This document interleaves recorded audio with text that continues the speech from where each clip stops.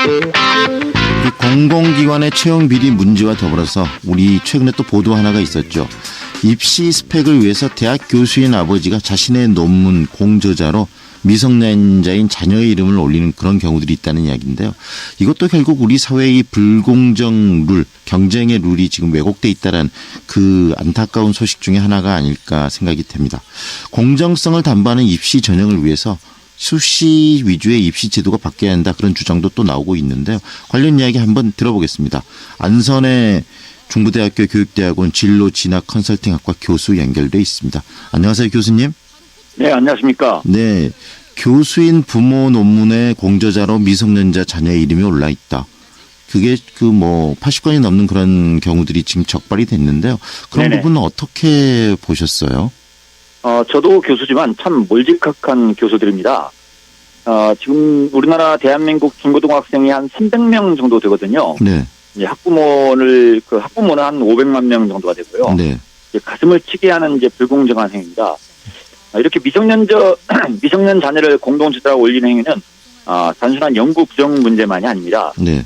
만약 그것을 대입에 활용했다면 입시 부정이 될 수 있지 않습니까? 네네. 더 나아가서 이제 대입 선발의 공정성을 붕괴시켜서 사회 전반의 공정성을 무너지게 하는 촉발제가 되고 있습니다. 네. 교육부의 철저한 감사, 그다음에 이제 고발, 그리고 검찰 수사가 필요하다고 생각합니다. 다시 말하면 입시 스펙을 만들기 위해서 이런 부분들이 활용이 됐다면 그건 굉장히 위험하고 문제가 심각하다, 이렇게 보시는 거네요. 그렇습니다. 그런 것을 허용할 수 있고 그것이 개입이 가능하게 하는 현재 불공정한 네. 대입제도 룰에 문제가 있는 거죠. 바로 그 이야기를 좀 교수님 나누고 싶은데요. 네네. 이런 부분들이 그런 의구심을 만들어낸다는 것은 지금 대입 수시 중심, 학생부 종합전형 중심의 입시 제도가 문제가 좀 있기 때문 아닌가요? 그렇습니다. 지금 현재 수시가 전체의 76.2%를 차지하고 있습니다. 그 중에서 핵심적으로 이제 학생부 종합전형이라는 대입 전형이 문제인데요. 전체 대학에서 차지하는 비중은 한 24~25%밖에 안 되지만 서울의 주요 상위권 대학일수록 전체에서 거의 60%가량은 학생부 종합전형을 뽑고 있습니다. 네. 바로 이 학생부 종합전형이라는 룰이 문제라는 거죠. 네. 이 학생부 종합전형이 네. 네네, 말씀하십시오. 예. 아니, 이런 부분들이 방금 저희들이 끊임없이 이야기하고 있는 게 우리 사회의 적폐를 좀 청산하자라는 부분인데, 입시 그렇습니다. 룰에서 새로운 적폐를 만들어내는 그런 부분이 아닐까라는 우려도 좀 드는데요. 새로운 적폐를 만들어내는 정도가 아니고요. 교육 분야에서 이미 가장 큰 적폐가 되어 왔습니다. 사실 이제 교육은 미래를 담보하는 핵심적인 기능 아닙니까?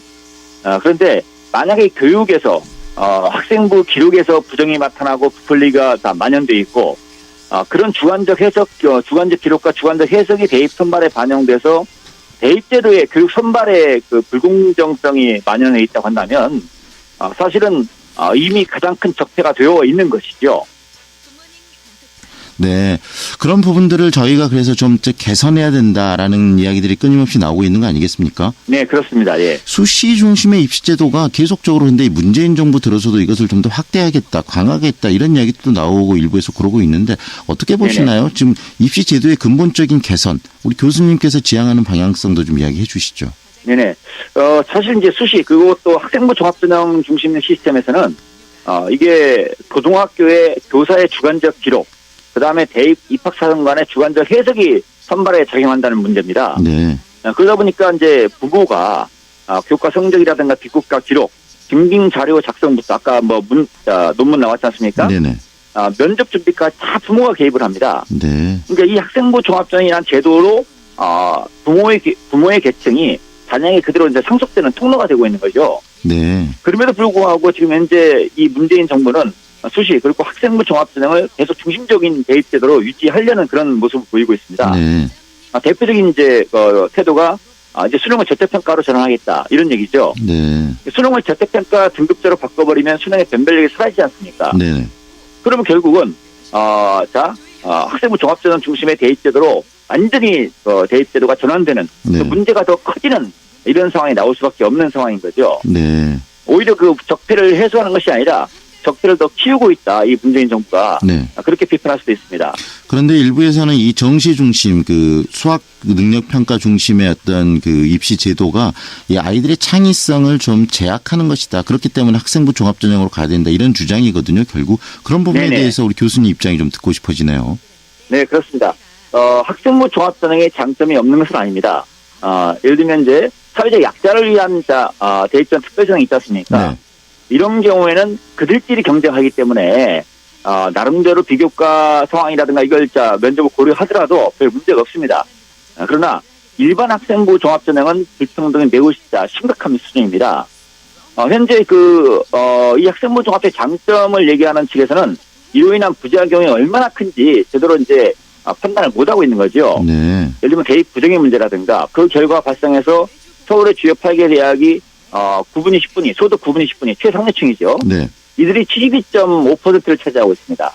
네. 우리 역사에서 이런 경우가 이렇게 드러난 적이 없습니다. 네. 영화가 이제 1987 영화가 나왔지만 지금 서울의 주요 대학의 대학생들이 네. 사회 문제 해결을 위해서 부정부패 해결을 위해서 거리를 투쟁할 것이다. 상상할 수가 없습니다.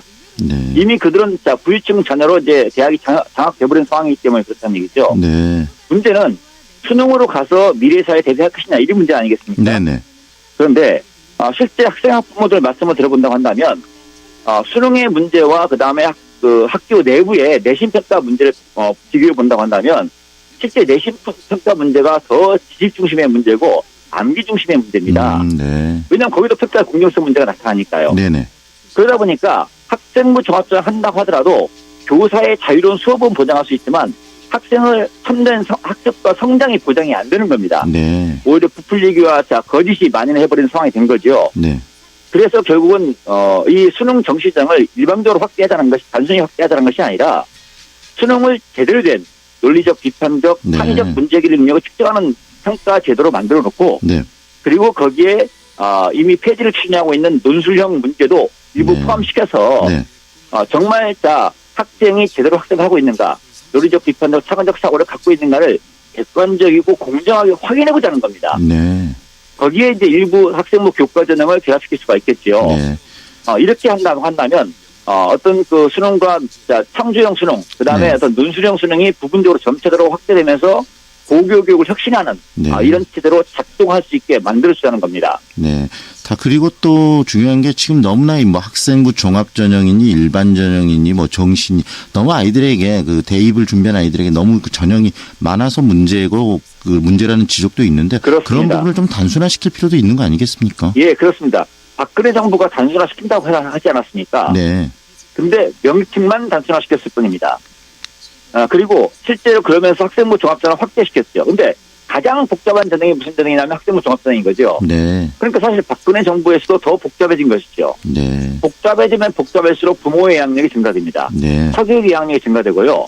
그래서 오히려 이 문재인 정부가 지금 대통령까지 나서가지고 공정하고 단순한 대입전형을 만들어 달라고 하지 않습니까? 네네. 그런데 문제는 이제 현재 교육부와 그다음에 전교조가 특히 학생부 전형 중심의 대입제도를 요구하고 있는 상황입니다. 네. 국민의 요구가 반대로 가고 있는 거죠. 네네. 그런 부분들에 대해서 좀 더 우리 사회가 깊은 고민이 이제 필요하겠네요. 그렇다면 교수님, 학생부 그 종합전형과 지금 현재 뭐 정시 여러 가지 제도 중에서 이 하나만을 절대적으로 좀 끌어올 수는 없는 거 아니겠습니까? 그런 부분들이 그렇습니다. 적당히 균형을 이루는 게 좋을 것 같은데 아까 말씀하실 때 수도권 중심의 대학들이 거의 뭐 70%에서 80% 학생부 종합전형으로 아이들을 뽑아버린다는 그런 비슷한 이야기를 하셨는데 그 비율, 밸런스, 균형점을 어느 정도 수준으로 유지하는 게 가장 적절하다고 보세요? 자, 일단 기본적으로 가장 중요한 전형, 중심되는 전형이 있어야 됩니다. 저는 그것을 수능과 논술, 그리고 그 논술은 대학별 논술이 아니라 네네. 공동 논술이거나 수능의 일부를 논술형 문제로 출제하는 그런 논술을 말하는 것이거든요. 예. 그래야만 이제 객관적인 공정한 전형이 가능한 거죠. 그런 수능과 어떤 그 공동의 수능과 논술형 전형 이것이 적어도 50% 이상, 최대 한 네. 70%까지 차지하고 네. 그다음에 이제 학생부 교과, 아이들이 공부를 학교에서 해야 되지 않겠습니까? 네네. 그 학생부 교과 전형을 일정 비율로 유지하면서 학생부 종합전형은 차대 전면 폐지하든가 네네. 아니면 사회적 약자를 위한 제도로만 네. 극히 일부를 유지하는 선에서 네. 대폭 조정이 필요하지 않을까 생각됩니다. 네. 가장 중요한 것은 네. 모든 학생부 전형에 교사의 주관적 기록과 네. 그다음에 입학사정 간의 주관적 해석, 네. 그다음에 부모나 사교육에 대입이 허용되는 네. 교육과 자료 이런 것들이 허용돼서는 안 된다 이렇게 생각합니다. 네, 오늘 말씀 잘 들었습니다. 감사합니다. 네, 고맙습니다. 지금까지 안선의 중부대학교 교육대학원의 진로 진학 컨설팅학과 교수와 이야기 나눴습니다.